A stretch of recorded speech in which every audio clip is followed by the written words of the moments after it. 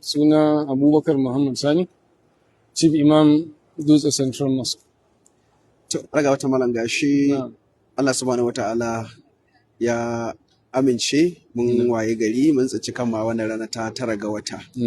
Rana arfa kenan. Kamar me ake tsammanin wanda Allah ya ba shi dama ya tsinci kansa a wannan guri zai aiwatar? To, babban abin da na farko alhamdulillah wassalatu wassalamu ala rasulillah Muhammadin wa ala alihi wa sahbihi ajma'in.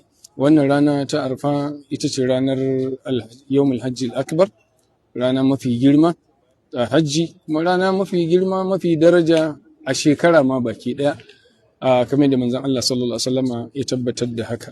Wanda yake hajji, babban abin da ake so a wurinsa shine zama a wannan fili na arfa, kamar yadda manzon Allah sallallahu alaihi wasallama a ranar da ya tsaya a filin arfa yake cewa waqaftu ha huna wa arafatu kulluha mawqif. Ni na tsaya a nan, ya samu wani dutsen yar ma'ana karamin dutse ya hau kansa, yake cewa ni na tsaya a nan, kuma wannan fili na arfa ko ina mutum ya tsaya matsaya ce da ya kamata a tsaya. To mutum zai tsaya a wannan wuri. In an ce tsayuwa ba ana nufin lalle a tsaye a kan kafa ba. In mutum ya gaji zai iya zama, har bacci zai iya yi. Amma babban abu shine ya miƙe, ya ta addu'a, ya ta zikiri da talbiya ko karatun alkur'ani, amma dai musamman addu'a. Duk bukatunsa na alheri ya ajiye su, ya kintso su, ya tuno su, ya ambace su a wannan rana. Ya yi wa 'yan uwansa addu'a, ya yi wa ƙasarsa addu'a akan zaman lafiya, akan neman alheri ga shugabanni da kowa. A yi addu'a, saboda babu mafita da muke da ita wallahi in ba addu'an nan ba.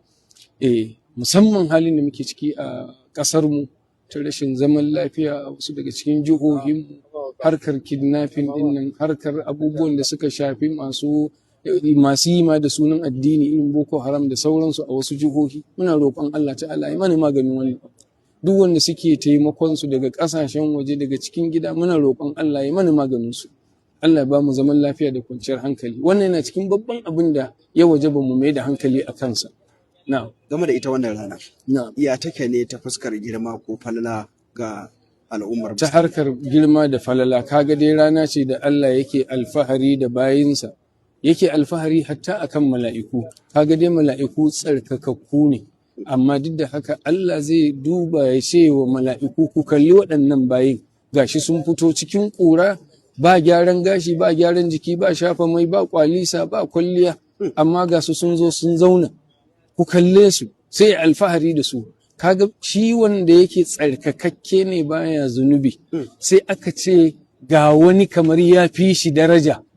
Kaga ashe kenan an tsarkake shi. Dattin nan namu da komai na ranar arfa da ke jikin kayan ihramin mu da rashin gyaran gashi, duka Allah zai mai da shi tsarki ya tsarkake mu. Rana ce da ake kankare zunubi. Allah ta'ala zai kankare wa mutane ayyukan da suka aikata, hatta miyagun ayyuka Allah yakan, wato manya-manyan laifuka Allah yakan yafe su. Sannan kuma Allah ta'ala yana ɗaukaka darajar bayansa.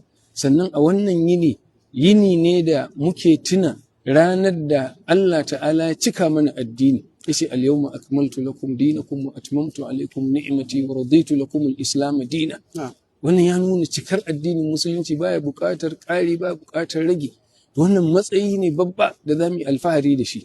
Muna roƙon Allah ta'ala kuma ya sa mu dace da aikata aikin kirki a wannan yini.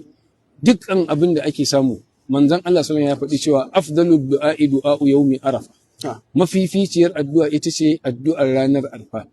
Wa afdalu ma qultu ana wan nabiyyuna min qabli la ilaha illa Allah wahdahu la sharika lah lahul mulku wa lahul hamdu wa huwa ala kulli shay'in qadir. Cewa addu'a mafi girma ita ce addu'ar ranar arfa, kuma mafificin abin da na faɗi da ni da annabawan da suka zo gabani na shine la ilaha illa Allah wahdahu la sharika lah lahul mulku wa lahul hamdu wa huwa ala kulli shay'in qadir. Shi yasa ake son bawa ya shagaltu da faɗin waɗannan kalmomi masu daraja, masu tsarki, musamman kuma a wannan fili na arfa, wanda in ya wuce yau mutum bai samu ba, to shikenan ya rasa aikin haji, kuma sannan babu wata rana da wannan abu zai dawo in ba wata shekarar ba. Allah ta'ala ya samu dace. Sannan abu ɗaya da ya kamata faɗakarwa, dangane da mutane da suke gida ba su zo hajji ba, su mai da hankali su ɗauki azumi a wannan rana, domin azumin ranar arfa yana kankare wa mutum laifukan shekara biyu, da shekarar da ta gabata da shekarar da za ta zo. Kamar da manzon Allah sallallahu alaihi wasallam ya tabbatar da haka. Na'am.